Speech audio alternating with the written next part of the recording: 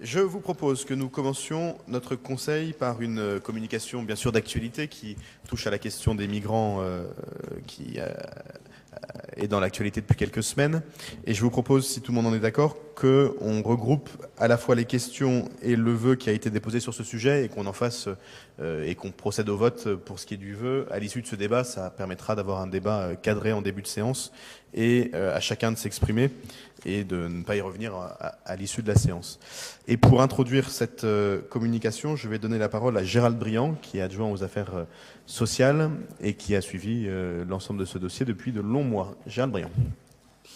Merci, Monsieur le maire. Je vais essayer de donner quelques éléments pour que le conseil municipal ait le maximum d'informations pour pouvoir un peu comprendre la difficile situation dans laquelle nous sommes. Donc, évidemment, c'est un sujet que vous connaissez, parce qu'au conseil précédent, nous avons déjà intervenu, où nous avions formulé un vœu que nous avions voté pour notamment conditionner évacuation, s'il y avait évacuation, du campement de la Chapelle, un campement donc d'à peu près 400 personnes.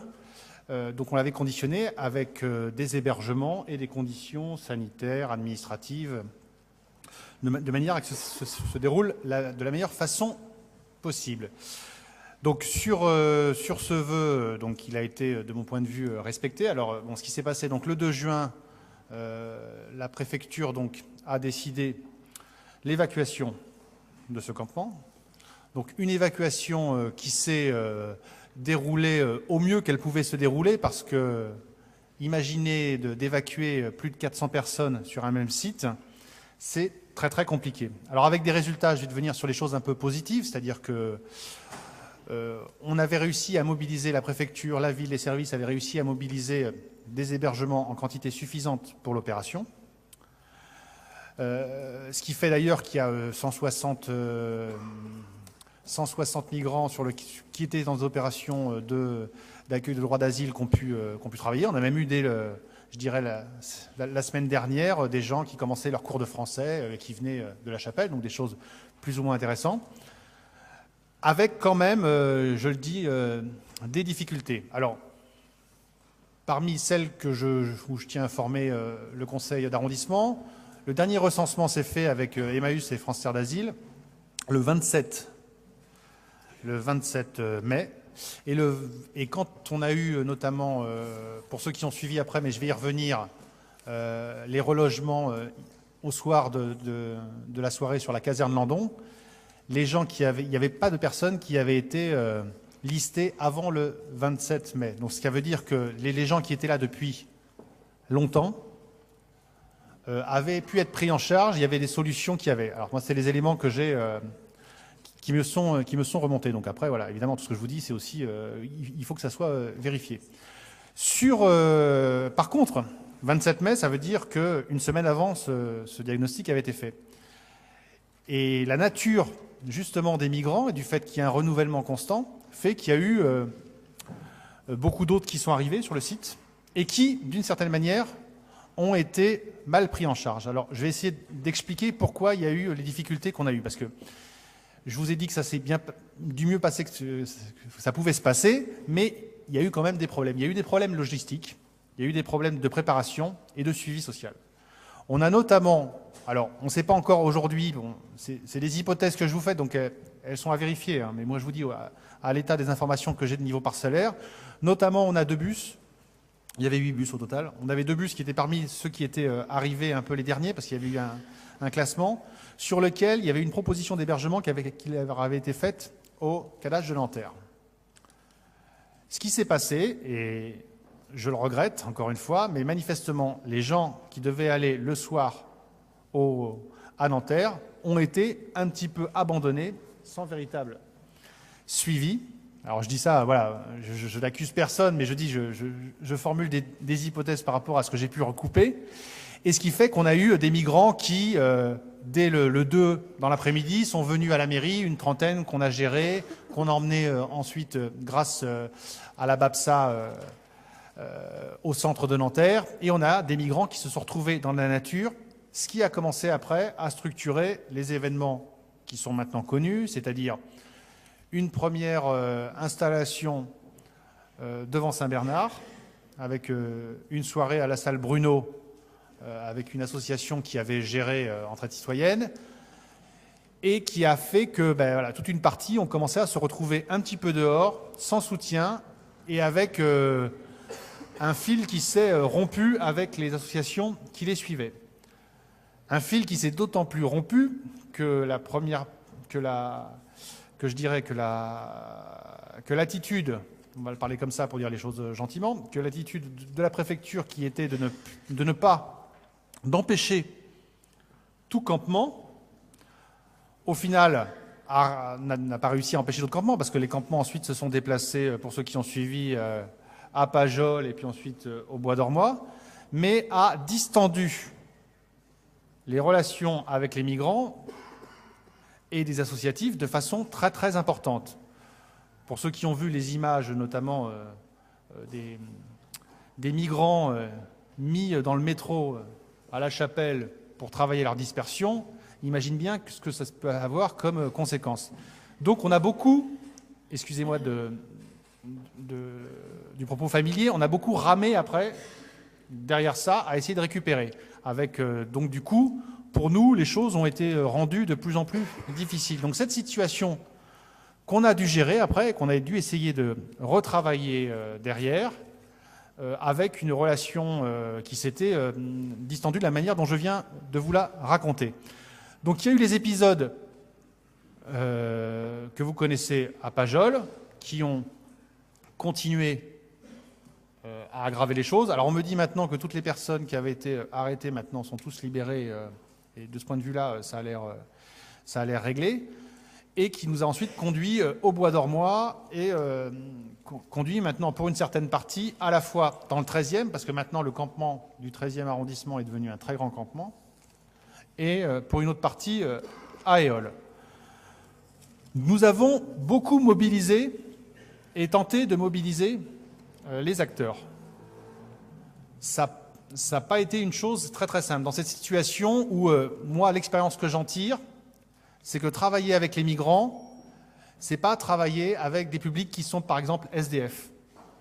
Voilà. Et au début, et ce qui s'est peut-être passé un petit peu d'ailleurs sur l'évacuation le soir, c'est qu'on a eu un petit peu ça. On a dit, on donne un rendez-vous à telle heure le soir, et puis au final, les messages ne sont pas passés, et on s'est retrouvé avec les migrants dont je parlais au début de mon propos, qui se sont retrouvés à errer et qui se sont fixés ailleurs. Donc on a payé un peu ça. Après, je dirais, il y a plusieurs choses à dire et à commencer à tirer un premier bilan.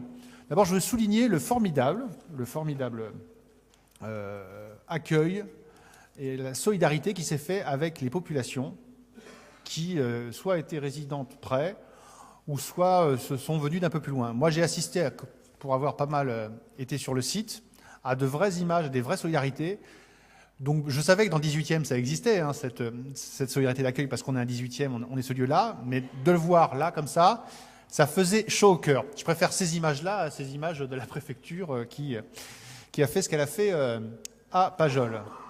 Donc il y a eu ça, des choses vraiment très intéressantes, vraiment, je dirais, qui faisaient chaud au cœur, et aussi, je crois, une prise en compte de ce qui est en train de se passer et du fait qu'aujourd'hui, le statu quo sur l'accueil des migrants n'est malheureusement plus possible. Parce que sur le fond, c'est un petit peu ça qu'on observe. Paris fait beaucoup, Paris a des moyens de faire, mais aujourd'hui, force est de constater que les moyens qui sont réunis à la fois par l'État et par la ville ne suffisent pas. Et ça ne se joue pas à tant d'unités que ça. Mais aujourd'hui, on constate que, en moyenne, on est à une arrivée de 100 nouveaux migrants par jour, excusez-moi, vous aviez corrigé, par jour sur Paris, en moyenne. À l'échelle de Paris, ça paraît tout petit. Mais à l'échelle de notre dispositif d'accueil, ça change tout. Ça change tout parce que ça engorge tous les dispositifs. Parce que quand on met des gens à Nanterre, par exemple, on met moins de SDF à Nanterre. Donc, vous voyez ce que je veux dire. Et cette situation, d'une certaine manière, oblige à reconsidérer et à retravailler. Et on le voit bien, aujourd'hui, on est passé à une autre échelle. Avec ce qui s'est passé quand il y a eu 50 000 migrants qui, depuis le début de l'année, ont passé la frontière en Italie. les conséquences sont ce qu'elles sont. Et c'est pas que les gens ils viennent tous à Paris, hein. Non, non, je vous dis que c'est assez peu d'unités. Mais les gens passent par Paris parce que Paris est fait ainsi, que c'est un vrai réseau ferroviaire. D'ailleurs, si les sites s'ils étaient aujourd'hui à La Chapelle ou à Austerlitz, c'est parce que on suivait les trains. Et les gens, ils allaient où? Quand on discute avec eux, ils vont en Angleterre, ils vont en Allemagne, ils vont dans le Nord, la Suède, enfin voilà, tous ces pays. Et qui fait que d'une certaine manière, nous aujourd'hui, nous sommes en difficulté. Alors, ce cri d'alarme, je crois que le conseil d'arrondissement, les groupes Europe Écologie et communistes ont déposé un vœu qui a été d'une certaine manière entendu par la maire de Paris, qui s'est dit disponible à une expérimentation. Il y a beaucoup de calages encore à venir, à voir, on en rediscutera, mais ça paraît intéressant. Dernier mot que je veux dire, c'est que de toute façon, on est donc sur une nouvelle étape, on est à un moment de crise. Donc, dans la crise, il y a évidemment les difficultés qu'on voit, mais il y a aussi le nouveau qui est en train d'émerger. Et ce nouveau, c'est peut-être les solutions que est en train de construire à son échelle, Paris. Parce que Paris peut faire, mais elle ne peut pas tout faire, et tout doit se raisonner au niveau national. Mais j'ai l'impression quand même qu'il faut qu'on change de braquet aujourd'hui sur les migrants, parce qu'en plus, d'une certaine manière, nous n'avons pas le choix. Nous n'avons pas le choix, pourquoi? Parce que de toute façon, il s'agit juste du simple respect du droit international. Donc, la France, que je sache, n'a pas décidé de se mettre hors traités internationaux. Donc il faut d'une certaine manière se mettre en situation et avoir cet esprit de responsabilité, parce que nous avons des victimes. Aujourd'hui, pour finir, j'ai commencé par les migrants qu'on a fait, mais je veux finir aussi par eux. Aujourd'hui, quand on liste, quand on discute et quand on fait, c'est des gens qui viennent d'Érythrée et du Soudan. Les Érythréens, c'est automatique. Quand on est érythréen, pour avoir le droit d'asile, c'est automatique. Et le Soudan, vous connaissez le Soudan, mais le président du Soudan, al-Bashir, c'est quand même une personne qui a aujourd'hui 2 mandats internationaux aux fesses, pour toujours être dans l'expression familière. Voilà. Il faut de toute façon qu'on trouve une manière de mieux prendre en compte ce qui est en train de se passer, mais tout aussi, et je finirai là-dessus, en essayant d'avoir un propos équilibré, parce que d'une certaine manière, il faut que la ville fasse beaucoup, mais ce n'est pas qu'à la ville de tout faire. Et je pense que la ville, elle a à dire, elle a à expérimenter. Moi, je me félicite qu'on expérimente. Après, on dira un bilan. Est-ce que ça fait de l'appel d'air? On verra. On regardera un peu les choses de façon tranquille, à froid, pour voir ce que ça a donné et où on a avancé. Mais l'État a beaucoup à faire. J'ai entendu le propos du président de ce week-end. Je pense qu'au-delà de la posture, il faudra de toute façon trouver une solution. Et donc, j'espère qu'on va y arriver. J'espère que le 18e, d'une certaine manière aussi, aura réussi à tirer l'alarme et à essayer de faire avancer ce dossier qui est vraiment un dossier très difficile. Et pour ceux qui ont eu l'occasion de discuter avec des migrants, moi, il y a une chose qui m'a frappé, et je le dis parce que je trouve que c'est important de savoir. J'ai jamais vu des gens d'une telle patience, mais d'une telle patience et d'une patience infinie. Patience infinie, je crois, due aux terribles conditions qui les ont menés jusqu'ici. Donc voir de telles personnes être en capacité d'avoir encaissé tellement de coups, je me dis quand même, on se grandirait si ce qui était marqué au-dessus du fronton de cette mairie n'était pas seulement qu'un slogan. Merci. Merci à Gérald pour cette présentation. C'est difficile de présenter en quelques minutes l'ensemble des événements qui mènent de la constitution du campement de la Chapelle à la journée d'aujourd'hui. Tout, bien sûr, ne peut pas être dit, mais je pense que le débat permettra aussi à d'autres arguments de s'échanger. Moi-même, je m'exprimerai, mais un peu plus tard dans le débat. Et je pense que notamment, il faut qu'on ait en tête, pas ici puisque c'est pas le lieu, mais dans nos responsabilités aux uns et aux autres, que il y a l'échelle de Paris, bien sûr, il y a l'échelle de la France, évidemment, il y a aussi l'échelle de l'Europe, l'Europe des 27, qui est le point d'entrée. Et la situation est difficile pour nous, elle est extrêmement difficile pour les Italiens, elle est terriblement difficile pour les Grecs. Et si chacun en prenait sa part, sans doute, que les choses seraient différentes. Et j'espère que la situation à Paris, parce que c'est Paris et que Paris entraîne souvent plus de réactions malheureusement que d'autres villes comme Athènes par exemple, entraînera les dirigeants européens, et je sais que le chef de l'État y travaille, à avancer aussi, parce que la solution, elle ne peut pas être que parisienne évidemment, et sans doute pas que française non plus. Je vais peut-être proposer que les groupes qui avaient déposé des questions puissent s'exprimer. On va peut-être commencer par Galabridier et puis ensuite Pierre Lissa s'il est arrivé, et sinon Pierre-Yves Bournazel. Galabridier. Merci, Monsieur le maire.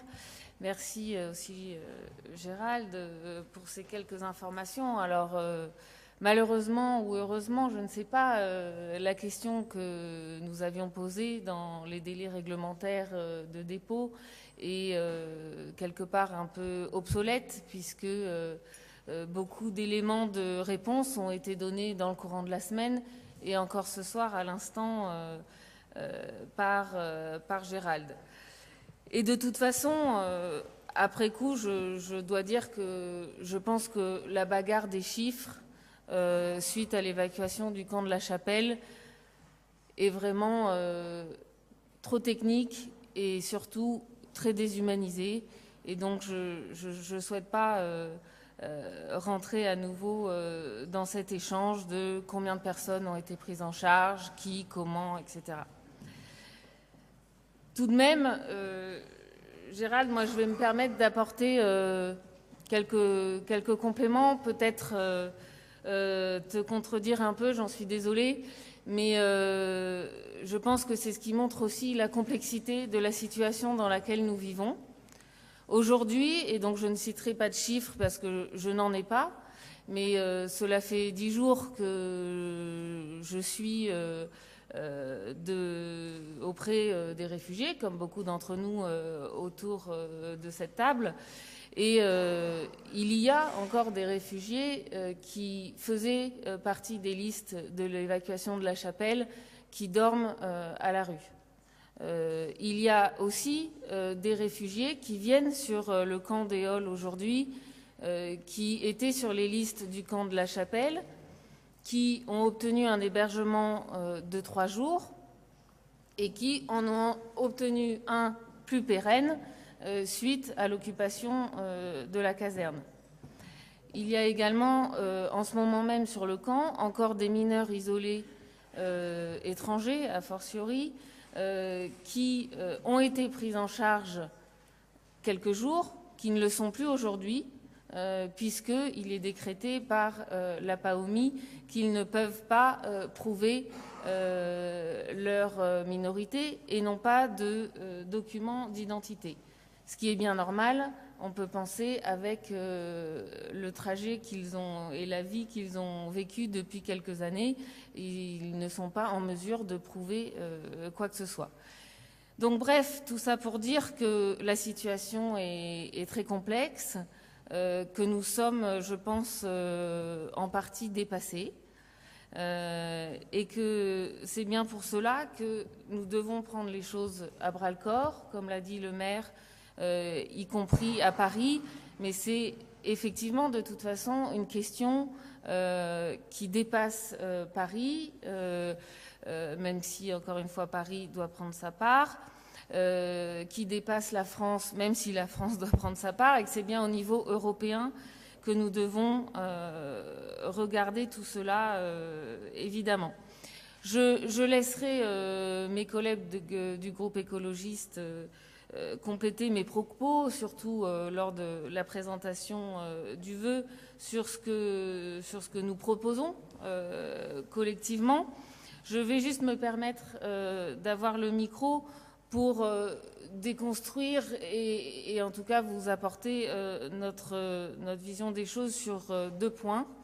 J'avoue qu'il m'est assez insupportable d'entendre depuis quelques jours, ici ou là, que certains réfugiés ne demandent pas l'asile. Honnêtement, pour les personnes avec qui j'ai discuté, qui ne sont pas encore rentrées dans des procédures, ce n'est pas qu'ils ne demandent pas l'asile, c'est qu'ils ne savent pas par où commencer. Et vous imaginez bien que la complexité administrative de la France que nous connaissons est très compliquée à appréhender pour des personnes qui ne parlent pas français a fortiori et qui arrivent dans un pays dont ils ne connaissent pas les codes. Donc, encore une fois, c'est pour exprimer la complexité de la situation, la complexité que va être notre réponse dans nos pratiques, puisque à circonstances exceptionnelles, évidemment, il va falloir des moyens exceptionnels et des pratiques un peu différentes dans la manière de traiter les choses. Là aussi, c'est un débat législatif autour de la réforme de la demande d'asile qui a lieu en ce moment. Mais effectivement, certains réfugiés ont leur premier rendez-vous en octobre 2015. D'ici là, ils sont des personnes en toute illégalité sur le territoire français. Nous fabriquons quelque part comme ça de l'immigration clandestine. Voilà. Et deuxièmement, il n'est pas compris non plus ici ou là pourquoi ces réfugiés qui, pour certains, ont obtenu des hébergements en dehors de Paris, reviennent. Mais il me semble là aussi important de dire que, quelque part, le 18e est devenu leur terre d'accueil. Comme le disait Gérald, il y a une solidarité incroyable qui s'est mise en place, notamment pour la distribution alimentaire, pour les soins, l'accompagnement à la permanence de Médecins du Monde, l'accompagnement et le fléchage vers les douches publiques. Donc il est aussi normal qu'au moins en journée, certains d'entre eux qui ont obtenu des hébergements reviennent dans le 18e, et je ne vois pas comment on pourrait imaginer les choses autrement, et en tout cas de continuer à les chasser tant que ces moyens, ces bouts de ficelle sont présents pour les réfugiés. Voilà, je vous remercie. Merci Galabridier. Pour évoquer la question orale du groupe de Les Républicains, Monsieur Lissière.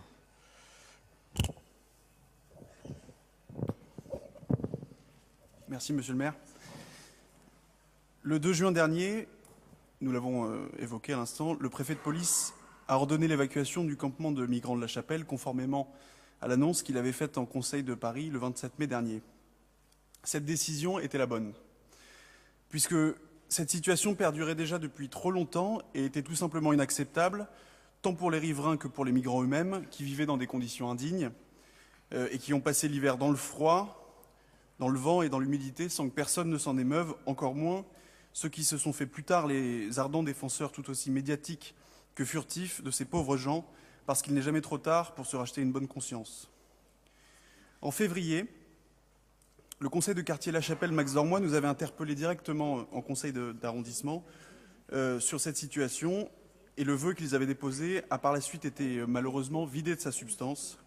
Et puis le mois dernier, ce sont mes collègues Pierre-Yves Bournazel et Christian Honoré qui vous ont interpellé directement sur ce sujet, à la fois au conseil du 18e arrondissement et au conseil de Paris, conjointement avec Déborah Pavlik dans le 10e arrondissement. Cette évacuation suscite un certain nombre d'interrogations. D'abord, pourquoi la mairie de Paris et la préfecture de police ont-elles laissé perdurer et donc empirer une situation dont elles avaient connaissance depuis les premières installations de migrants dès l'été 2014, si ce n'est avant? Pourquoi ne pas avoir décidé l'évacuation immédiate du campement dès le début de son implantation, évitant ainsi qu'un camp de quelques dizaines de migrants dont l'évacuation et l'hébergement d'urgence auraient posé finalement peu de difficultés ne devienne un campement de plus de 450 migrants, la préfecture parlait de 471 migrants, entraînant nuisances et risques sanitaires pour les migrants et pour les riverains, et dont l'évacuation était devenue extrêmement compliquée. Comment se fait-il qu'une fois l'évacuation du camp terminée, des centaines de migrants sont restés présents dans le quartier, livrés à eux-mêmes plusieurs jours après?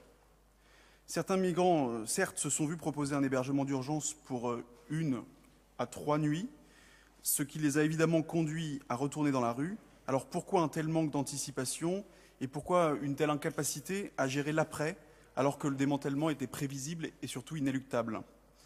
Cette désorganisation et cette impréparation a d'ailleurs été dénoncée par le maire de Juvisy, Robin Reda, qui avait parlé d'un abandon indigne des maires franciliens par l'État, puisque de nombreux maires franciliens n'avaient tout simplement pas été informés du relogement des migrants dans leur commune, comme ce fut le cas à Courcouronnes, dans la ville de Stéphane Baudet, lui-même pourtant président de l'Association des maires d'Île-de-France.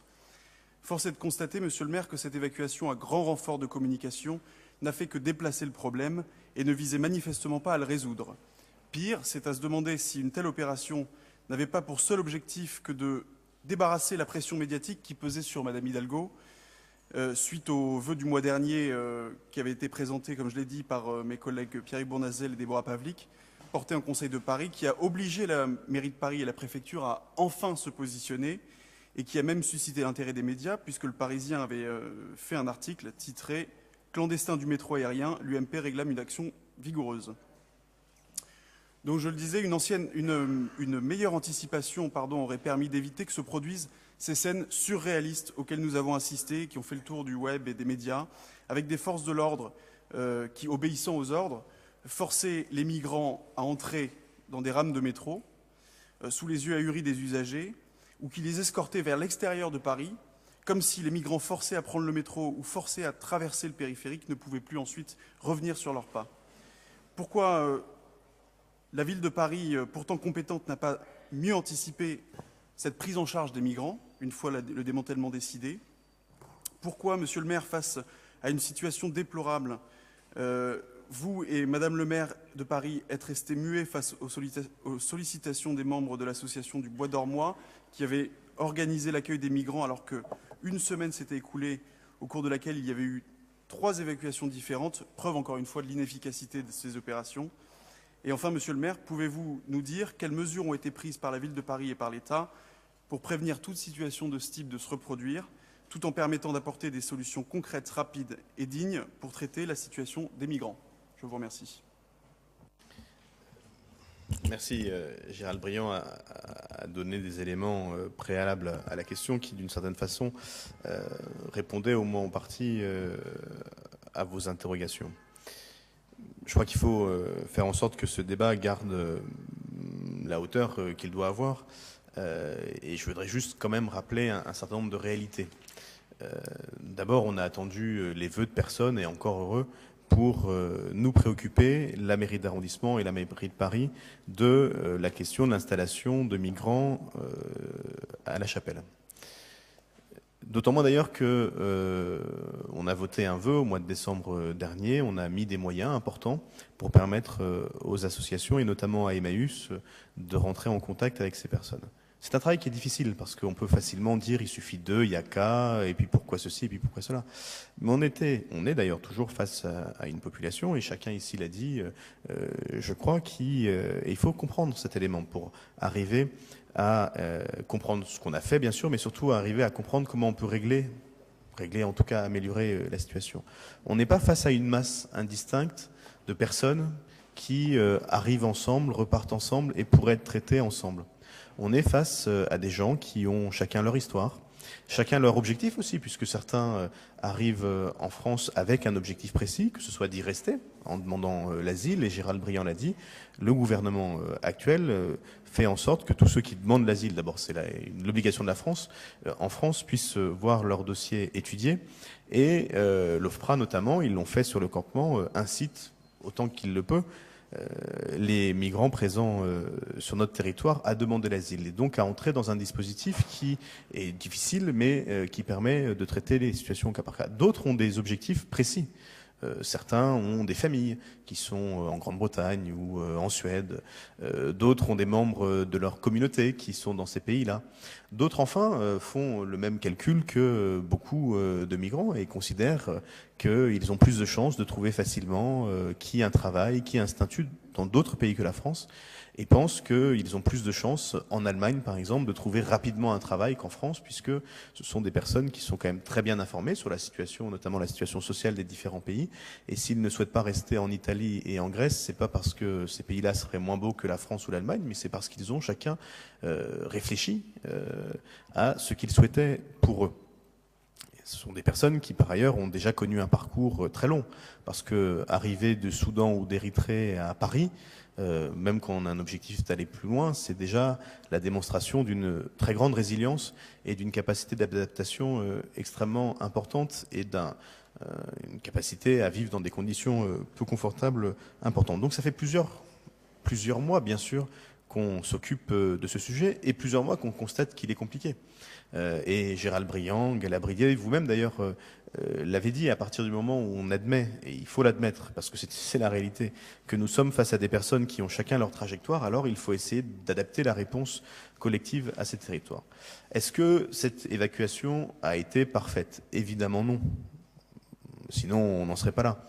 Est-ce qu'elle pouvait être encore mieux compte tenu du nombre des personnes présentes sur le campement au moment où il a été évacué? Et moi, je le dis, personne ne met en cause cette évacuation, très peu en tout cas, et heureusement, parce que je m'interroge sur la situation qui aurait été celle de ces migrants si on n'avait pas évacué et que le week-end dernier, avec les 35 degrés qu'il a fait, ils avaient été sous le pont dans les conditions qu'on connaît. Il y a eu Gérald l'a dit, des situations plus compliquées, des loupés. C'est difficile de communiquer avec 483 personnes, même si chacune a été vue individuellement. Et puis c'est difficile pour les personnes d'entrer dans un cadre qui n'est pas forcément celui qu'ils souhaitaient pour eux. Et c'est quand même encore leur liberté. Et donc on est face à une situation qui n'est pas, je ne sais plus le mot qu'a utilisé Monsieur Licia, mais si la situation est compliquée aujourd'hui, c'est pas parce que l'évacuation se serait mal passée ou qu'elle n'aura pas été anticipée. C'est parce que la situation d'émigration internationale et de l'arrivée sur le territoire français et à Paris est compliquée. Et elle le restera. Et elle le restera indépendamment de ce que la ville ou même la préfecture peut faire. Et chacun l'a dit, c'est une réponse européenne, française, à laquelle il faut appeler. Parce que nous ne sommes pas face à un nombre défini de personnes qui seraient arrivées et qu'il s'agirait de traiter. Nous sommes face à un flux d'arrivées, un flux quotidien, Gérald l'a dit, une centaine sans doute par jour à Paris. Alors d'autres partent très vite, certains reviennent, c'est difficile de savoir combien ils sont. Mais nous sommes face à une situation qui n'est pas une situation figée, elle évolue tous les jours. Et les gens qui étaient sur le campement de la Chapelle, et certains y sont venus, en sont repartis, ils sont revenus, et les travailleurs sociaux et Emmaüs qui étaient présents tous les jours sur le campement, en plus des opérations de nettoiement qui étaient organisées par la ville de Paris, le disent. Le campement changeait d'aspect quasiment tous les jours. Et les migrants qui étaient, certains restaient, d'autres partaient, d'autres revenaient, évoluaient tous les jours. Voilà pourquoi il a été compliqué de mener cette opération. Aurait-il fallu le faire plus vite? Nous l'avions souhaité, mais en même temps, il a fallu, et c'est vrai, du temps pour organiser cette évacuation dans les meilleures conditions possibles, qui n'étaient pas et qui ne sont pas, je le reconnais bien volontiers, les meilleures. Mais il y a une leçon qu'il faut tirer de tout ça. Il y a d'ailleurs plusieurs leçons qu'il faut tirer de tout ça. Moi, la première leçon que je tire, mais celle-là, je crois que tout le monde l'a tirée, c'est que c'est pas un sujet avec lequel il faut faire de la politique. Et quand on veut faire de la politique avec ces sujets-là, et certains l'ont souhaité, alors on rend la situation des personnes encore plus difficile. Il faut essayer, autant que faire se peut, d'être à la hauteur de la situation, de chercher, autant que faire se peut, à comprendre où est l'intérêt général et quel est le chemin qui permet d'y mener. Et après, chaque individu, qu'il fasse preuve, comme l'ont fait beaucoup d'habitants du 18e, de beaucoup de solidarité, ou moins, parce que ça peut arriver aussi, doit prendre ses responsabilités. Et quand on ouvre un équipement, on prend une responsabilité sur la vie de gens. C'est pas moi qui ai demandé au Bois d'Ormois d'être ouvert. Et moi, j'ai jamais considéré que Bois d'Ormois pouvait être un lieu où puisse loger qui que ce soit. Et encore pas plus des migrants que qui que ce soit d'autre. Et donc, la situation qui a été dans celui-là, qui était aussi à Pajol et qui est aujourd'hui à Éole, chacun doit prendre la part de la responsabilité qui est la sienne. Et nous avons essayé de prendre la nôtre. D'ailleurs, la façon dont a pu aboutir la situation à Bois d'Ormois, qui n'était sans doute pas la meilleure. Je ne suis pas sûr qu'elle ait été totalement facilitée par les comportements des uns et des autres tout au long de cette journée où il a bien fallu y faire face. Et moi j'ai essayé, et d'autres ici autour de cette table ont essayé toujours parfois un peu discrètement, c'est vrai. Et moi, je me suis pas rué devant les caméras parce que j'avais pas envie de faire des sons de 10 secondes sur un sujet aussi compliqué. Et les seuls éléments que j'ai acceptés sont les temps un peu longs, parce que je considère que quand on est maire du 18e, on doit essayer de faire passer des messages complexes et pas réagir comme beaucoup ont pu le faire. Moi, nous avons essayé d'être à la hauteur de nos responsabilités. Parce que la solidarité locale, elle est essentielle. Le rôle des institutions, c'est aussi parfois de l'organiser. Et moi, je me réjouis de voir des habitants du 18e mobilisés, ou de Paris d'ailleurs, pour soutenir les migrants. Je crois aussi qu'il faut laisser les institutions jouer leur rôle. Et moi, je regrette qu'on voit moins de migrants aujourd'hui dans les accueils de jour. Parce que dans les accueils de jour, il y a des douches, dans les accueils de jour, il y a des kits de propreté, dans des accueils de jour, il y a des médecins, et il faut qu'on arrive, les uns et les autres, à pousser, et chacun ensuite est libre, le maximum de migrants possible à rentrer dans les dispositifs qui existent. Y a-t-il de la place pour tout le monde? Je ne sais pas. En tout cas, il faut saturer tous les dispositifs qui existent, parce que c'est comme ça qu'on vient réellement en aide aux personnes, et c'est parfois le rôle des institutions de rappeler ces réalités. Donc nous sommes dans une situation qui va durer. On va avoir un deuxième temps de débat qui va permettre sans doute de tirer quelques pistes aussi pour l'avenir, parce que la réalité, c'est que la situation ne s'est pas arrêtée avant-hier. Elle ne s'arrêtera sans doute pas dans les mois qui viennent. Et le flux de personnes arrivant à Paris ne se tarira sans doute pas tant que les problématiques de la Corne de l'Afrique ne seront pas réglées. Et malheureusement, je crois que c'est pas totalement pour demain que ce sera réglé. Donc on va faire face à une situation qui va durer. Il va falloir qu'on s'y adapte. Encore une fois, on est Paris, regardé dans le monde, mais aussi habité par des gens qui souhaitent vivre le plus tranquillement possible. Et il va falloir qu'on trouve les solutions qui permettent à chacun de jouer son rôle. On ne réglera pas, moi je dis les choses très clairement, la situation dans les jours qui viennent. J'espère qu'on pourra le faire dans les semaines qui viennent.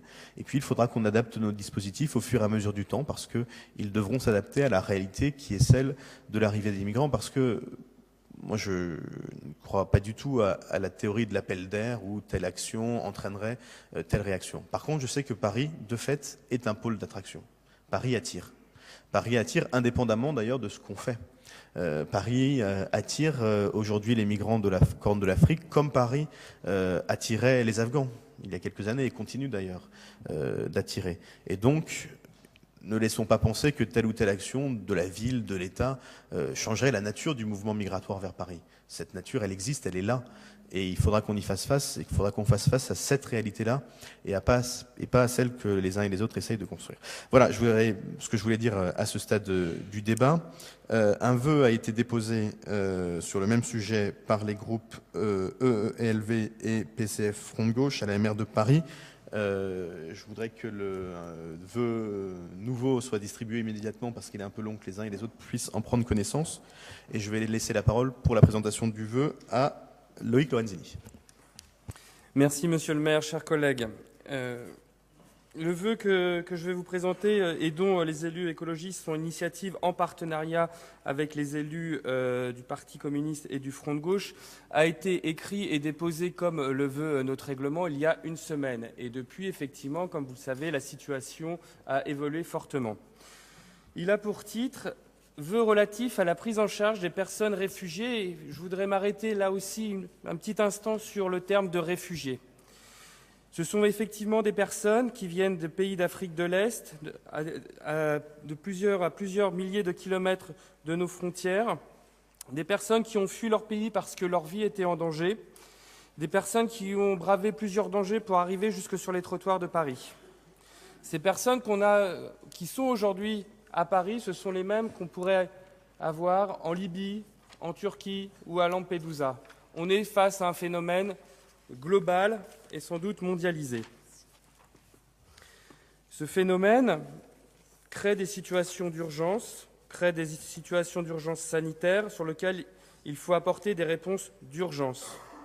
Beaucoup de choses ont été dites sur les événements qu'a traversé notre arrondissement depuis le 2 juin. Je ne reviendrai pas dessus. Je ressoulignerai également la solidarité des habitants, des militants et des associations face à des situations, je le répète, d'urgence. Il fallait apporter à manger, il fallait s'assurer que des soins pouvaient être distribués apporter des couvertures, des matelas, des choses peut-être aussi, qui nous semblent peut-être aussi basiques, mais qui sont essentielles pour des personnes démunies, souvent fatiguées, qui arrivent exténuées. Ces réalités-là, il faut aussi les énoncer, il ne faut pas les occulter. Ce sont des situations complexes et difficiles pour lesquelles la ville de Paris a mis en œuvre un certain nombre de politiques, a mis en œuvre un certain nombre de dispositifs. Je pense notamment aux femmes avec enfants ou mineurs étrangers isolés qui ont été pris en charge dès le 2 juin. Donc des choses ont été mises en place par la ville de Paris. Mais encore est-il nécessaire de davantage orienter, flécher les différentes personnes qui ont droit à l'asile politique. Là aussi, peut-être, le vœu n'en fait pas mention, donc je me permets de souligner rapidement la question de la communication et de la bonne information durant 10 jours. Peut-être que là aussi, des progrès seraient à capitaliser pour les prochains pour l'avenir. C'est donc une situation difficile et complexe, ça a été largement dit. Aujourd'hui, les flux de ces personnes réfugiées ne se tariront pas, malheureusement. Dans le désordre mondial des conflits qui sont aux portes de l'Europe, ce phénomène-là risque même de s'accroître. Il est donc nécessaire de ne pas défendre des solutions au coup par coup, mais bien de faire face, d'expérimenter, et pour cela, de mettre en place un certain nombre de pistes de solutions que nous préconisons. Les urgences nous ont également montré que les solutions ponctuelles ne suffisaient pas face à ce phénomène, que l'insuffisance des moyens d'accueil pour réfugiés se révèle à chaque fois plus criant. Donc face à cela, quelques pistes de propositions qui font partie de notre vœu. Proposer d'intensifier les efforts entrepris par la ville de Paris pour apporter aux personnes réfugiées des solutions d'hébergement, d'alimentation et de soins pérennes, offrant de réelles perspectives d'avenir. Apporter une aide logistique et financière ad hoc aux associations qui assurent la préparation de repas collectifs, fournissent de l'eau aux personnes réfugiées qui aujourd'hui sont sans ressources et qui sont aujourd'hui aidées et rassurées par les dons des riverains. D'expérimenter à Paris, conjointement avec les services de l'État, la création d'un site dédié permettant d'accueillir dans de bonnes conditions les personnes réfugiées, évitant leur éparpillement, la rupture des solidarités et permettant la construction de solutions pérennes, confirmant ainsi la vocation de Paris comme une ville d'accueil pour tous. Enfin, nous demandons à la maire de Paris d'agir en direction du Premier ministre, car comme ça a déjà été signalé pendant la discussion, il en est sans doute du ressort de l'État et de l'Europe pour que soit mis en œuvre un plan structurel avec des moyens financiers et logistiques ad hoc pour la prise en charge des personnes réfugiées en France. Je vous remercie. Merci. Hugo Touzé. Oui, bonjour. Merci, monsieur le maire. Bonjour à tous. Je vais être bref, je voudrais juste commencer par rassurer monsieur Licia. Et je pense que je parle au nom de tous celles et ceux qui étaient mobilisés ces derniers jours pour en venir en aide aux migrants, aucun problème de conscience. Avec le travail que nous avons mené, et j'ai d'autant moins de problèmes de conscience que je ne suis pas dans une organisation politique dont le président a proposé encore aujourd'hui de rouvrir le débat sur le droit du sang, ce dont vous devriez avoir honte pour le coup. Je voudrais également revenir, ça a été dit, sur et saluer l'élan de solidarité dont ont fait part les riverains, les habitantes du 18e arrondissement, mais aussi les associations, je pense au Bois d'Ormois bien évidemment, les commerçants, puisque de nombreux commerçants du 18e arrondissement sont venus en aide, notamment en donnant des invendus. Saluer cette extraordinaire solidarité qui va à l'encontre de ce qui a pu être dit dans les médias sur le fait que les gens étaient gênés par les réfugiés, que les gens en avaient marre de voir des pauvres personnes dormir sur le trottoir. Donc saluer déjà ça, et puis saluer la patience, comme l'a dit Gérald Briand tout à l'heure, des migrants eux-mêmes. J'ai eu l'occasion ces derniers jours de parler énormément avec les migrants, et eux disent une chose en particulier, c'est qu'ils ne veulent pas que l'opinion publique ait une mauvaise image d'eux. Ils nous répétaient sans cesse, mais on ne veut pas avoir l'impression, on ne veut pas que les gens pensent qu'on est dans l'illégalité, qu'on fait des choses qui vont contre les lois de la France, et ils veulent simplement, ces personnes-là, s'installer, demander le droit d'asile pour la plupart, rejoindre leurs familles qui sont dans d'autres pays d'Europe pour d'autres, simplement vivre dignement. Et rappelons encore une fois que c'est jamais un choix de quitter son pays, surtout dans les conditions que l'on connaît. Et donc cette mobilisation que je viens de saluer, qui continuera demain d'ailleurs par une marche la plus pacifique possible, on l'espère, qui partira à 18h30 du 18e arrondissement, elle a permis des avancées. Elle a permis que 110 hébergements soient trouvés. Elle a permis que la maire de Paris s'engage, ça a été dit, et c'est aussi l'objet du vœu ce soir, sur un dispositif hybride, une expérimentation. Et moi, je salue le fait qu'on ait pu trouver un consensus entre les personnes, les élus de la majorité ce soir autour d'un vœu commun, parce que moi, je préfère qu'on ait une majorité soudée pour s'attaquer à ces problèmes, plutôt que d'avoir des divisions. On l'a vu, quand il y a des initiatives unilatérales qui sont prises, comme ça a été le cas lundi dernier avec l'ordre de la préfecture de police de Paris, on a vu ce que ça a donné. Ça donne des violences, ça donne des choses que personne ne souhaite. Et donc, on a besoin de travailler ensemble, c'est le sens de ce vœu. On a besoin d'avancer sur des solutions, parce que le seul objectif, je pense qu'on partage autour de ces tables, c'est que les migrants puissent vivre dans des conditions décentes, puissent avoir accès à des soins, puissent avoir accès à des hébergements. Le vœu, Loïc l'a bien dit, il prévoit qu'un lieu de prise en charge, comme l'a évoqué Madame Hidalgo, puisse être ouvert pour héberger, pour accueillir les migrants, pour les accompagner dans leur démarche.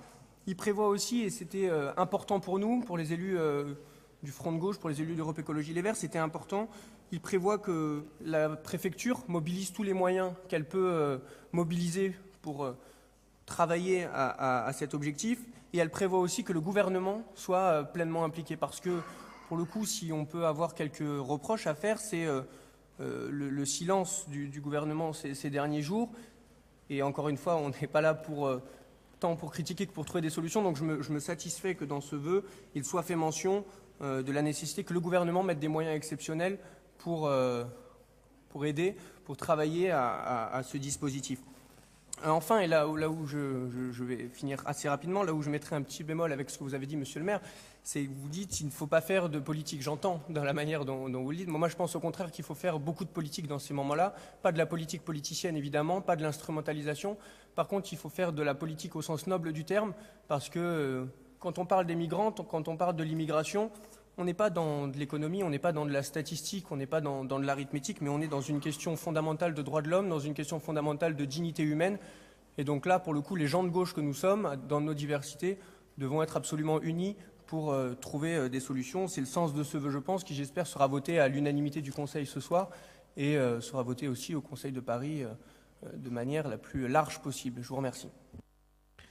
Merci. Je partage avec Hugo Touzet le sentiment qu'en général, quand il fait de la politique, il faut le faire de la façon la plus noble possible. D'ailleurs, c'est vrai pour la politique comme pour tout dans la vie des personnes. Donc, pour réexpliquer le contexte, il y a le vœu qui a été déposé comme il se doit une semaine en préalable, et le vœu qui a été distribué sur table. Et je vais donc demander à Karine Roland de rassembler et de redonner les éléments qui sont dans le vœu qui est donc soumis à votre vote, qui a été distribué. Karine Roland.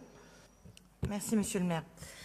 Je crois que si nous nous trouvons tous d'accord ce soir, c'est sur un certain nombre d'éléments. Le fait qu'il y a urgence aujourd'hui à faire face à la situation qui a été longuement évoquée.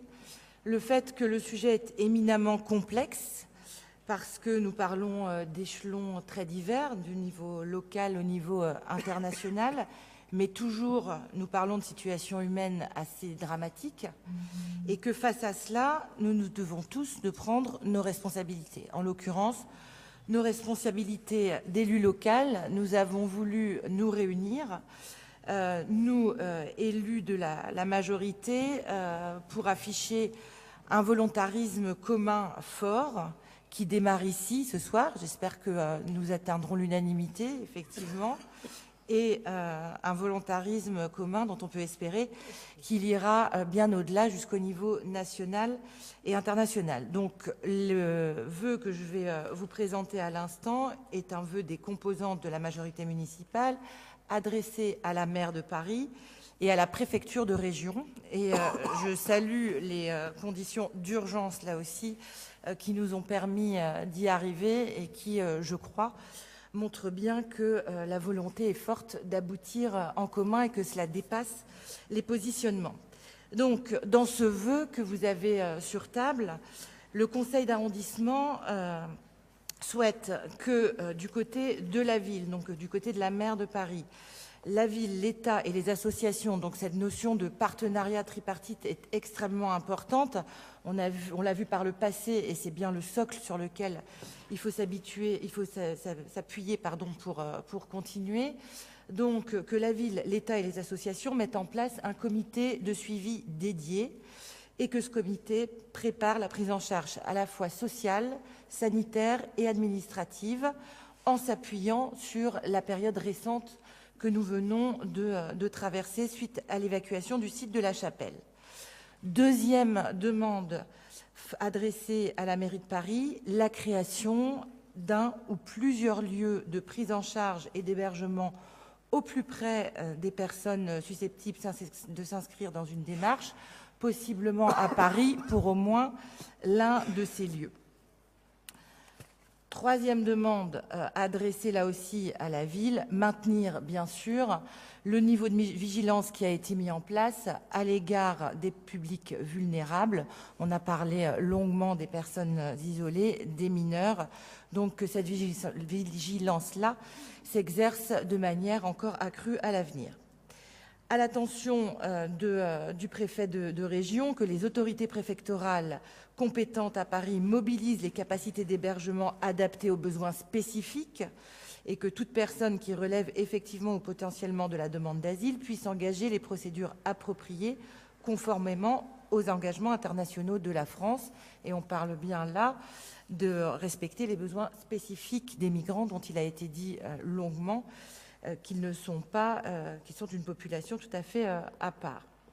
Et puis enfin, que le gouvernement garantisse la mobilisation du dispositif national d'asile à hauteur des besoins et mette les moyens exceptionnels afin de réduire les délais d'instruction des demandes d'asile. Des engagements ont été déjà pris en ce sens, il faut qu'ils soient suivis des faits. Enfin, que le débat soit porté au niveau adapté, à savoir national et européen, pour que la situation que nous traversons ne perdure pas, bien sûr, et soit prise en compte dans des conditions les plus pérennes, les plus dignes et les plus conformes possibles aux traditions d'accueil de notre pays. Merci Karine pour cette présentation. Je vais donner la parole à ceux qui la souhaitent et qui pourront en profiter pour donner une explication de vote. Donc Monsieur Bournazel, Monsieur Julien, et puis je dirai sans doute un mot, et on en passera au vote. Monsieur Bournazel. Merci, Monsieur le maire. Oui, vous avez raison de dire que la réponse n'est pas que locale, elle est aussi nationale et européenne. J'ai écouté les uns et les autres, je ne partage pas tout, je ne veux pas y revenir, loin de là, mais c'est bien que chacun ait pu s'écouter dans le respect mutuel de nos différences. Je voudrais dire plusieurs choses. D'abord, nous avons deux valeurs et deux exigences. La première valeur, c'est l'humanité et la dignité, car effectivement, les migrants ne sont pas responsables et qu'au fond, depuis plusieurs mois, ils étaient quelques dizaines, vous verrez à Chapelle, puis quelques centaines. Donc, notre devoir, nous, comme élus d'opposition, qui n'avons ni les manettes de l'État, ni les manettes de la ville, ni les manettes de la mairie du 18e, c'est de poser un certain nombre de questions. Pourquoi avoir attendu autant de temps ?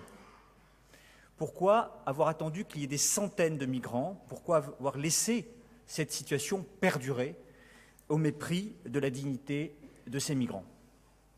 Deuxième valeur, la fermeté. La fermeté totale vis-à-vis des passeurs qui se font du fric sur la misère humaine, sur l'exploitation d'hommes, de femmes et d'enfants. Je pense que le Conseil d'arrondissement ainsi que le Conseil de Paris pourra interroger légitimement le gouvernement de la France sur sa politique en matière de remontée des filières, des réseaux et de ces mafias. Quels sont les résultats qui ont été obtenus?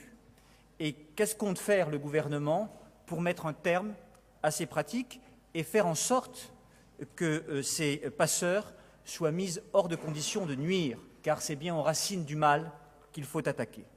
Humanité et fermeté. Voilà les deux valeurs. Deux propositions sur le long terme. Il y a le court terme, on en a parlé, je ne vais pas y revenir. Pierre Licia a posé excellemment la question de notre groupe. Deux propositions structurantes. D'abord, on sait bien que c'est à l'échelle européenne qu'il faut résoudre les problèmes. Et donc, il faut réformer le droit d'asile. Le gouvernement est en train de le faire, mais je pense qu'il faudrait harmoniser le droit d'asile européen, raccourcir les délais de réponse pour éviter ces campements. Soit vous bénéficiez du droit d'asile et vous restez sur le territoire national, soit vous ne bénéficiez pas du droit d'asile et vous êtes rentré illégalement, vous avez vocation à rentrer dans votre pays d'origine. Je crois que là-dessus, il faut mener une politique européenne pour que chacun soit solidaire afin d'éviter que les passeurs profitent des différentes législations. Frontex, qui est cette police des frontières, il faut qu'au niveau européen, il y ait une vraie volonté de mettre en œuvre une vraie politique des frontières, harmonisée là aussi avec des vrais moyens au niveau de Frontex. Je crois que là aussi, on peut interroger à partir du 18e et de ce qui s'est passé, et à partir du Conseil de Paris, puisque la ville de Paris est concernée, interroger le gouvernement sur ce qu'il compte faire et plaider au niveau de l'Europe pour renforcer les moyens de Frontex. Les migrations, plus loin migration, c'est bien l'enjeu du XXIe siècle, on le sait depuis longtemps, et ce que nous vivons aujourd'hui, c'est peut-être rien par rapport à ce que nous allons vivre dans les mois et les années qui viennent. Je n'aurai pas la cruauté, parce que ce n'est pas intéressant, mais je veux juste le dire, de rappeler toutes les citations et les prises de parole qui avaient fait suite à l'évacuation de l'église Saint-Bernard il y a presque 20 ans. Notre président de la République actuel, dont je n'aurai pas la cruauté de dire ce qu'il expliquait sur le principe même de l'évacuation de l'église Saint-Bernard. Mais c'est le passé. Mais certains, apparemment, n'en ont pas tiré les enseignements. Et puis, il y a la question de votre vœu. Il y a un certain nombre de choses qui sont dites et écrites que je peux partager dans le vœu. Mais il y a la proposition de Madame Hidalgo. Et là, j'ai plus que des réserves. J'ai deux réserves. Une réserve de fond et une réserve de forme. Réserve de forme, si vous me permettez tout d'abord. Madame Hidalgo est maire de Paris depuis un peu plus d'1 an. Elle est la première adjointe, donc elle a été en charge à l'hôtel de ville des plus hautes responsabilités depuis 14 ans. Pourquoi, alors que cette question se pose depuis plusieurs années, réagit-elle à chaud? Pourquoi cette proposition? On a l'impression qu'elle reçoit une patate chaude médiatique dans les bras et qu'elle essaye de faire cette proposition pour dire « pouf, c'est plus moi qui dois m'en occuper, à d'autres de le faire ». Et ça pose un problème puisque j'ai cru comprendre que le préfet de région n'y était pas favorable et que selon le Parisien de samedi, le président de la République non plus. Alors il faudrait quand même se mettre d'accord entre personnes du même mouvement et de la même majorité pour que les citoyens comprennent quelque chose et qu'on ait une politique structurelle qui soit lisible et visible. Alors c'est la raison pour laquelle nous ne voterons pas ce vœu pour le groupe républicain et citoyen indépendant, puisque nous ne pouvons pas partager cette proposition qui nous semble conjoncturelle et pas adaptée aux véritables besoins à long terme pour la politique des migrants. Au fond, vous l'avez compris, je crois qu'on peut tenir sur nos deux valeurs. De manière républicaine, je crois que l'humanité et la dignité due aux migrants et la fermeté vis-à-vis des passeurs et avec une vraie politique d'immigration à l'échelle européenne est la solution et qu'il faut dépasser les petits problèmes de court terme pour avoir une vision de long terme. Et j'aurais pu ajouter, mais on va me dire que ce n'est peut-être pas le lieu, mais la politique de coopération de la France et de l'Europe dans les pays d'où viennent ces personnes. On n'en parle plus de la politique de coopération, mais il va peut-être falloir se battre pour que des gens puissent vivre là où ils sont nés, l'accès à l'eau, la nourriture, l'accès à l'école. C'est par ce développement-là et cette coopération-là aussi que le XXIe siècle pourra amener des réponses, parce que sinon, ce que nous vivons aujourd'hui, nous le vivrons puissance 10, puissance 20 et puissance 30, et on a beau s'appeler Front de gauche, Europe Écologie Les Verts, les Républicains, UDI ou Parti Socialiste, Front National, tout ce que vous voulez, on sera... Modem, pardon, Modem, tout ce que vous voulez, on sera tous dépassés par les événements, et je crois qu'il faut des solutions quand même qui soient à la hauteur des enjeux du XXIe siècle. Vous auriez pu rajouter les radicaux de gauche actuels ou anciens. Gérald Briand et Yann Brossard ont demandé à s'inscrire après que j'ai fermé la liste des inscriptions, mais s'agissant de ce débat-là, je pense que je vais leur laisser la parole, mais il ne faudrait pas que ça devienne une habitude. Donc Pascal Julien, puis Gérald Briand, puis Yann Brossard, et puis je dirai un mot, et puis on passera au vote.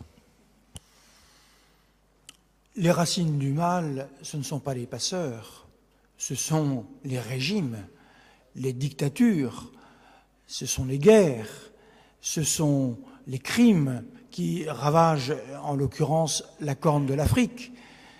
La racine du mal, ce sont les relations nord-sud.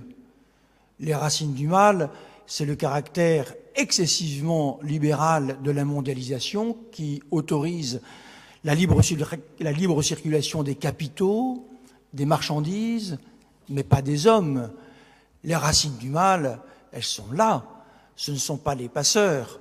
Les passeurs ne sont que des complices d'une autre échelle. Il faut certes les combattre, mais ce n'est pas eux la racine du mal. Le problème, ça a été dit, est européen.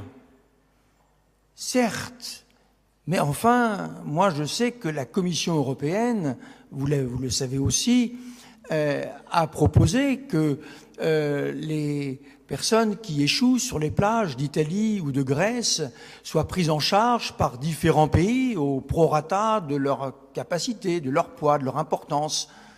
Et la France s'était vue ainsi proposer, de mémoire je parle, un peu plus de 9000 réfugiés à prendre en charge. Le gouvernement a refusé. Et les derniers propos du président de la République sont inquiétants. Le Conseil des ministres, je crois, mercredi, devrait faire des annonces. On va y être très attentif. Moi, je suis de ceux qui sont très inquiets par les annonces qui vont être faites par ce gouvernement sur cette question-là. Parce que ça a été dit, vous voyez, on fait de la politique. Les migrants ne doivent pas être un instrument, on est bien d'accord. Mais pour personne, ni pour quelques zozos sur le terrain, ni pour un gouvernement qui pourrait avoir la tentation de s'en servir à des fins, ou en tout cas en ayant comme boussole non pas les droits de l'homme, mais des préoccupations électorales. Alors on va attendre mercredi. Alors que le gouvernement soit responsable, ça n'exonère pas évidemment la mairie de Paris de sa part de responsabilité. Tout ce qui est, moi je trouve que le débat est vraiment de très bon niveau, comme on dit, c'est un peu prétentieux de dire ça. Je me retrouve dans beaucoup de choses qui ont été dites et je suis heureux de voir que l'on converge, on se rassemble. Il y a presque quelque chose qui nous fait un petit peu penser à ce que fut l'esprit de « Je suis Charlie », devant effectivement ces gens qui ne sont pas partis de chez eux, ils ont fui. C'est tout à fait différent. Je conclurai simplement en disant qu'on va certainement voter ce vœu qui a été présenté par la première adjointe, je suppose, je l'espère, sera adopté. Et alors, après, quand le Conseil sera terminé, pour ma part, je retournerai sur l'esplanade des Jardins des Halles. Et il y aura toujours là plus de 100 personnes dormant sous des bâches, avec des riverains qui viennent apporter à manger, à boire, avec des réfugiés qui ne seront pas urinés ailleurs qu'à toute proximité, avec des enfants qui dormiront encore dehors.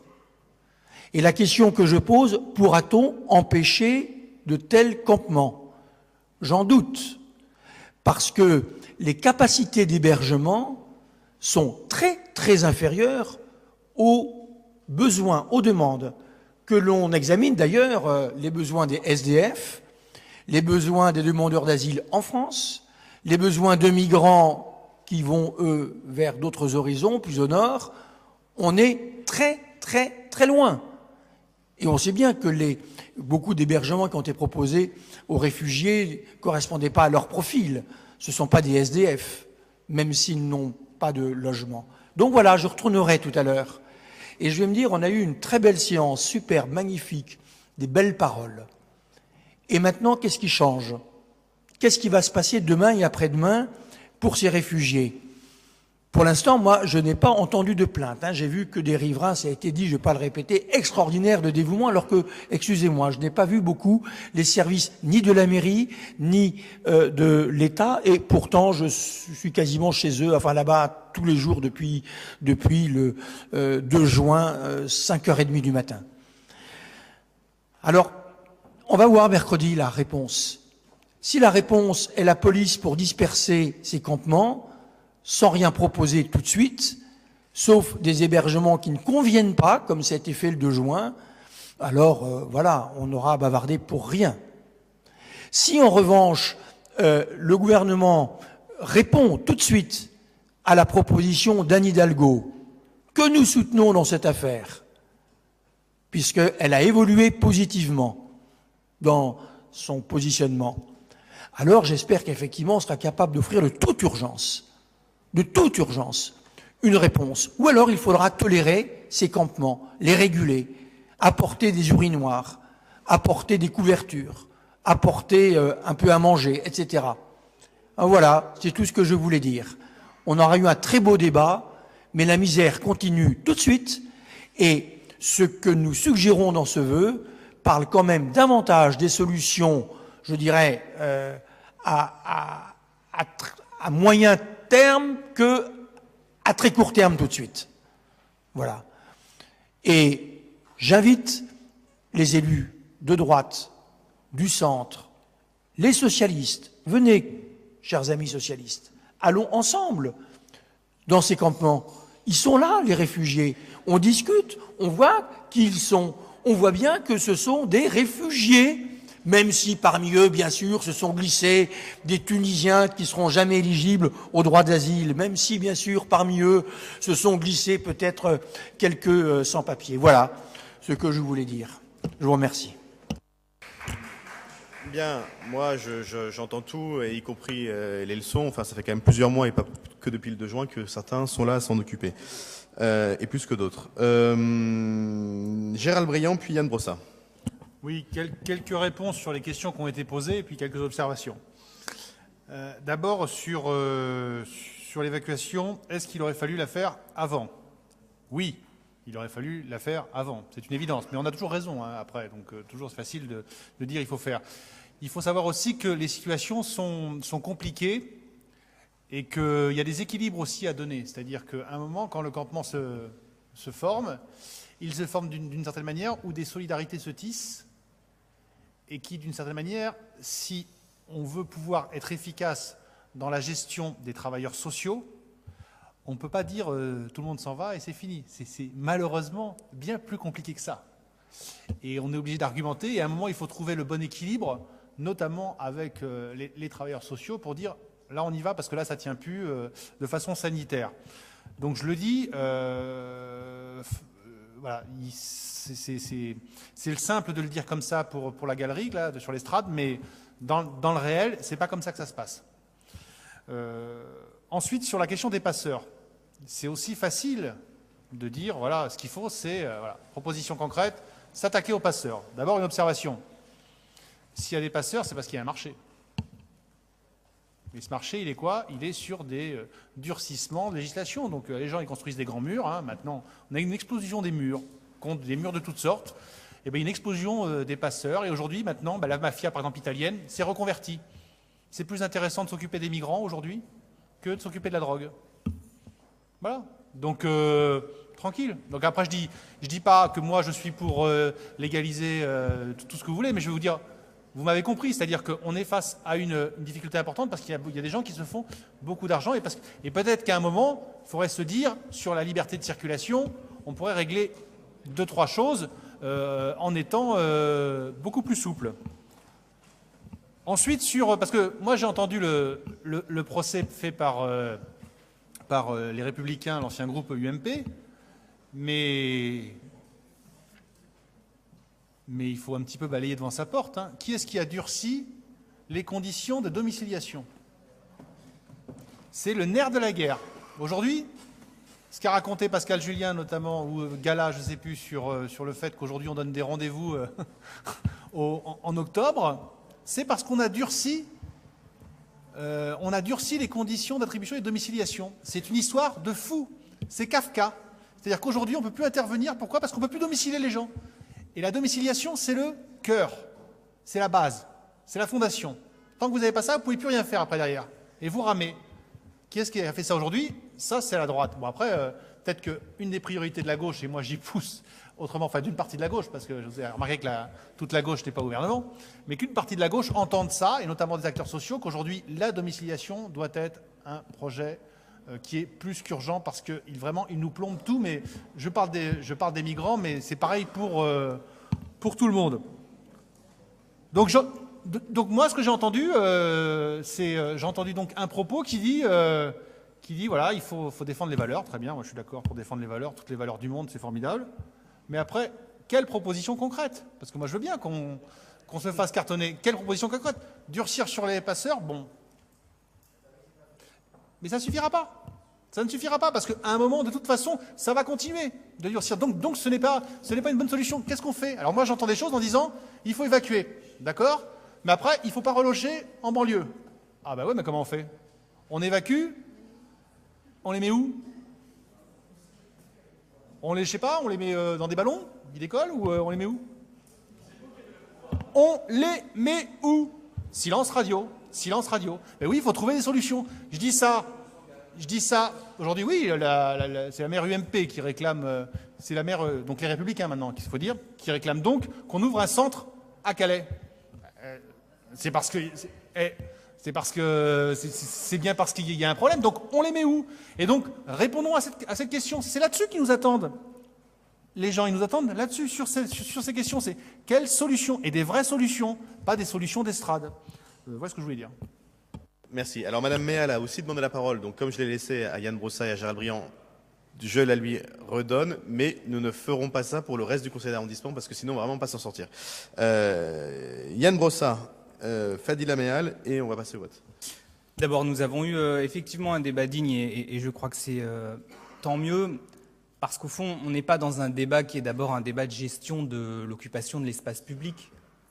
On est dans un débat qui concerne des hommes et des femmes qui, effectivement, comme ça a été dit par plusieurs de mes collègues, ont fui leur pays. J'ai discuté avec plusieurs migrants qui occupaient la halle Pajol. Il y avait un journaliste, il y avait un pianiste, il y avait un ouvrier. Il y a des gens qui ont produit des richesses dans leur pays et ont dû fuir parce qu'ils risquaient la mort dans leur pays. Et la nature est ainsi faite que quand on a le choix entre risquer sa vie et la perdre à coup sûr, on préfère la risquer. C'est ainsi. Et donc la question d'ailleurs n'est pas tant de savoir si ces hommes et ces femmes vont venir sur notre territoire, ils viendront. La question est de savoir si on décide d'assumer notre statut de ville-refuge et de s'organiser en fonction de cela. Ma conviction, c'est que nous devons assumer, nous qui sommes parisiens, élus de cette ville, le fait que Paris est une ville-refuge et que donc nous devons nous organiser en fonction de cette réalité-là. Et donc on peut considérer que d'évacuation de campement en évacuation de campement, on réglera le problème. Il fallait évacuer le campement de la Chapelle.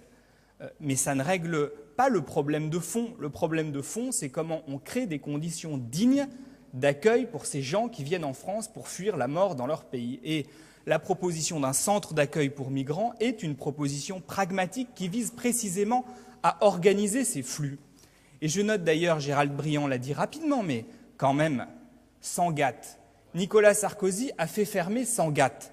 On a constaté qu'après la fermeture de Sangatte, jamais il n'y a eu autant de migrants à Sangatte. Sauf qu'au lieu d'être dans un centre d'accueil, ils étaient dehors. Donc ça ne règle strictement rien. Et effectivement, c'est la maire UMP, maintenant les Républicains, Natacha Bouchard de Calais, qui a demandé la réouverture d'un centre d'accueil. Pourquoi ?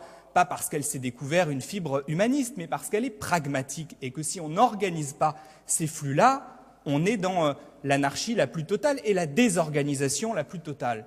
Et étant tous des républicains autour de cette table, nous souhaitons qu'il y ait des règles, et ces règles, en l'occurrence, c'est l'organisation d'un accueil digne pour les migrants qui viennent sur notre territoire. Je note d'ailleurs que beaucoup de responsables UMP, j'ai entendu Rachida Dati, j'ai entendu Ramayad, se disent favorables à la création d'un centre d'accueil. Donc, beaucoup d'élus qui sont pragmatiques, qui constatent la réalité et qui veulent améliorer les choses, disent aujourd'hui qu'il faut ce centre d'accueil. Eh bien, je crois que c'est vers cette voie qu'il faut qu'on se dirige. Merci. Je vais donc laisser la parole à Madame Méal, qui est à la fois républicaine et modem. Madame Méal n'est pas républicaine, elle est d'abord modem et UDI.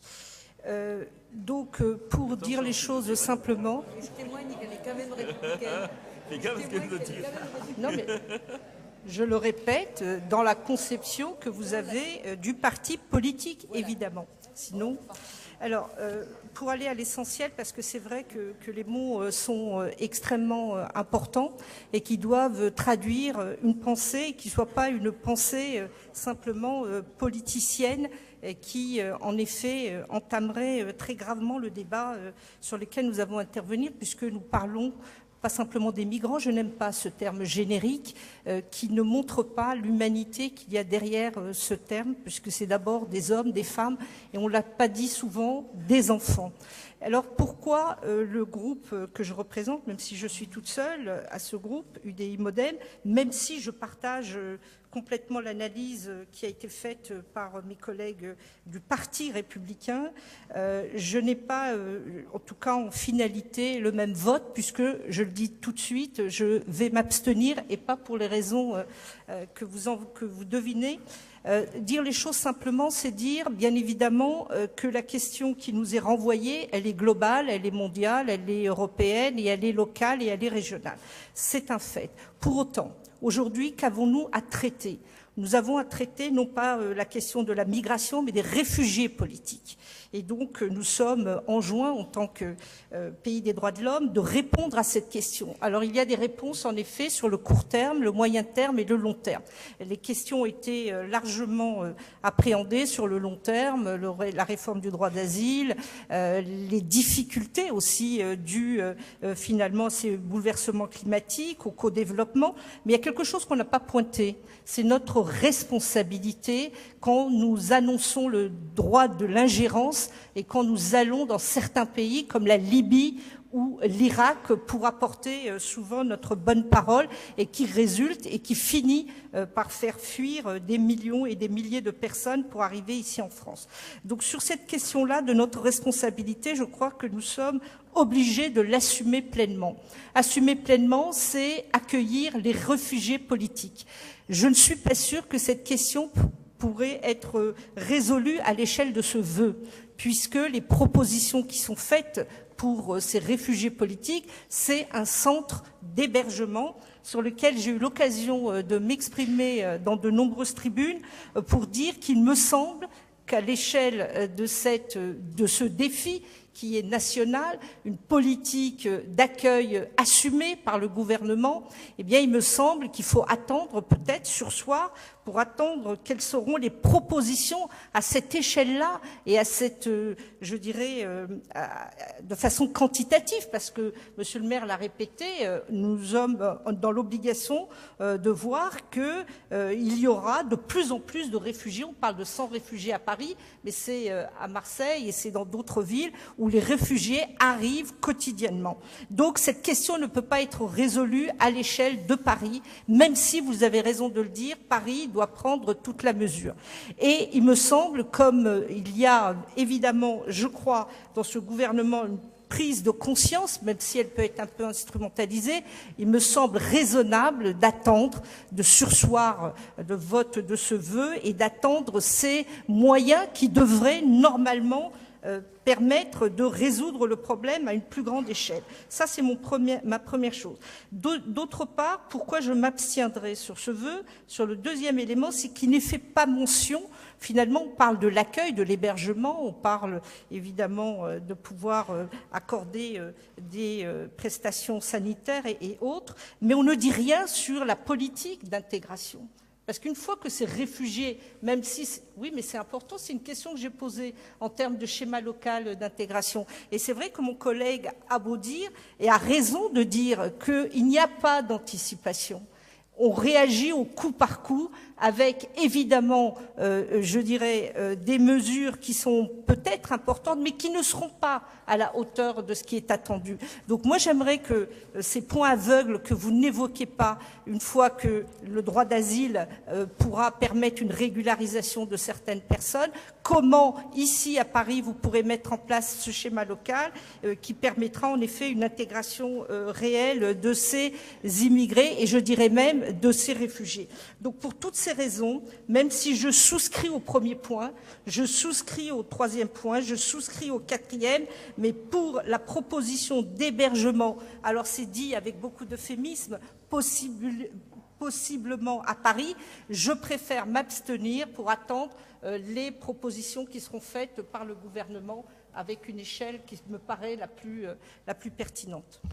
Merci à toutes et à tous pour ces interventions. Je ne vais pas réagir sur tous les points qui auraient pu m'amener à réagir, mais quelques éléments pour essayer de clarifier les choses. D'abord, certains s'interrogent sur le fait de savoir pourquoi on a attendu. Mais on n'a pas attendu, c'est la situation qui a évolué. Et la proposition que fait aujourd'hui la maire de Paris, si elle l'a fait maintenant et pas il y a 2 ans, c'est parce que la situation il y a 2 ans ou l'année dernière n'a rien à voir avec la situation qu'on connaît aujourd'hui. Et nous sommes dans une réponse pragmatique à une réalité qui évolue. Et peut-être que dans 6 mois, on se dira que la proposition qui est aujourd'hui faite n'est plus d'actualité et qu'il faut penser à autre chose. Mais nous devons adapter notre réponse à la réalité et pas espérer que la réalité s'adapte au plan quinquennal qu'on aurait pu organiser il y a 5 ans. Parce que bien sûr qu'on aurait pu en faire des plans de toutes sortes. La réalité, c'est que nul ne connaissait la situation qu'on connaît aujourd'hui. Et donc rien n'a été improvisé. Simplement, quand on se trouve face à un nombre important de migrants, on prend du temps. Parce que libérer 400 à 500 hébergements à Paris, quand on connaît l'engorgement des dispositifs actuels, ça se fait pas en 15 jours, c'est pas vrai. Et donc oui, et on a pris du temps. Et plus on attendait, plus le camp grossissait. Et en même temps, on était bien contraint d'attendre l'aboutissement de ce travail. Et moi qui ai participé aux différentes réunions avec la préfecture de région, avec la maire de Paris et avec la préfecture de police, on s'est bien rendu compte qu'on ne réglerait pas ces questions en 15 jours. Moi, je partage absolument la nécessité absolue de faire preuve de la plus grande fermeté à l'encontre des passeurs. Je veux d'ailleurs saluer la police et notamment les effectifs du 18e qui ont, à la fin du mois d'avril dernier, fait arrêter un réseau de passeurs qui agissait dans le 18e. Force est de constater que ça n'a pas réduit évidemment le nombre de migrants et je partage ce qu'ont dit à la fois Pascal Julien, Gérald Briand et Yann Brossat. Malheureusement, il faut être le plus ferme possible contre les passeurs. La réalité, c'est que les gens ont envie de venir. Et ils utilisent les passeurs qui sont là, mais la réalité, c'est qu'ils souhaitent venir, et donc ils vont continuer à venir. Encore faut-il que ceux qui se font de l'argent sur la misère des gens soient le plus souvent possible arrêtés et mis en état de nuire. Mais cela ne réduira pas le flux, simplement ça rendra le processus d'arrivée en France plus juste et j'espère moins violent pour les personnes qui arrivent. Il y a un débat sur la question et le rôle que doit jouer l'État. Moi, je veux rappeler et je parle devant un parlementaire, que ça fait plusieurs mois que se discute l'évolution du droit d'asile en France. C'est donc pas un sujet qui n'a pas été anticipé, bien au contraire. Le processus législatif est extrêmement long. Ça peut faire partie des réflexions, non pas du conseil d'arrondissement, mais des responsables politiques, de savoir pourquoi sur un sujet comme celui-là, on met autant de temps, le Parlement met autant de temps à légiférer, mais le gouvernement n'a pas attendu non plus, puisque contrairement à ce qui se faisait précédemment, aujourd'hui le gouvernement ouvre l'asile et propose aux personnes qui arrivent et qui migrent de pouvoir y accéder, même si la procédure, Galabridier l'a dit, est extrêmement complexe, et c'est bien le rôle de la loi qui doit être passée de la simplifier. Mais aujourd'hui, le gouvernement français, conformément aux valeurs, puisqu'on parlait de valeurs, ou aux principes de la France, souhaite que la plus grande partie, le maximum des migrants qui arrivent en France et qui ont vocation à y demander l'asile puissent le faire et essayent de lever les freins ou les contraintes trop importantes qui pèsent sur les demandeurs d'asile. Et bien sûr, il y a à avoir une politique européenne. Ce qu'a rejeté le gouvernement, c'est la logique des quotas. Parce qu'on ne sait pas combien sont les migrants qui arrivent. Et on ne peut pas décider qu'il y en aura X milliers par-ci, X milliers par-là. On ne sait pas combien ils seront. Par contre, qu'ils puissent être répartis sur le territoire européen et que les différents États de l'Europe fassent chacun leur part du chemin, ça bien sûr, cela doit être discuté. Mais le terme de quota a été utilisé par la Commission européenne. Je crois, peut-être était-ce une erreur de communication, mais c'est pas le bon mot. Nous ne savons pas combien sont les demandeurs d'asile qui viendront en Europe. On ne peut pas définir au préalable combien ils sont. Il faudra s'adapter. Peut-être que la proposition qui aurait pu être faite est celle de la proportion, en demandant aux différents États d'en accueillir une proportion conforme à leurs possibilités, mais je ne suis pas membre de la Commission européenne. Je voudrais rappeler et saluer aussi le travail extrêmement important qui a été fait par les équipes de la ville, et notamment Dominique Versini, à destination des personnes isolées, des personnes fragiles, des femmes et des enfants qui ont été mis à l'abri encore aujourd'hui, mais aussi hier, parce qu'il arrive tous les jours des femmes avec enfants ou des très jeunes adultes isolés. Et c'est le rôle de la ville, pour le coup, c'est pas à l'État, c'est à la ville de faire. C'est le rôle de la ville de prendre ses responsabilités, et je crois qu'on le fait. C'est compliqué. On a beaucoup discuté de la mise à l'abri des mineurs isolés, indépendamment du flux actuel de migrants, et le plan Versini sur ce sujet, qui demande d'ailleurs que ça fonctionne quand c'est l'État, la ville et les associations qui travaillent ensemble, a, je crois, fait ses preuves. Voilà ce que je voulais dire. Il y a beaucoup de choses supplémentaires qu'on pourrait évoquer. On a parlé de Sangatte, on a parlé de la situation actuelle. On a toujours raison après coup. C'est toujours facile après coup de dire qu'il aurait suffi de faire ci, il aurait suffi de faire ça. Sauf que la réalité, c'est que si on peut juger après coup, c'est bien qu'on a agi et donc qu'on n'est pas resté inactif, loin s'en faut. Je propose donc qu'on mette au vœu, donc le vœu, sauf à ce que je sois corrigé, qui a été distribué sur table, et pas le premier. On est d'accord? Alors, Loïc Lorenzini. Merci, monsieur le maire. Donc, les éléments qui sont apportés par ce vœu répondent aux demandes que nous avions pu formuler précédemment dans donc le premier vœu.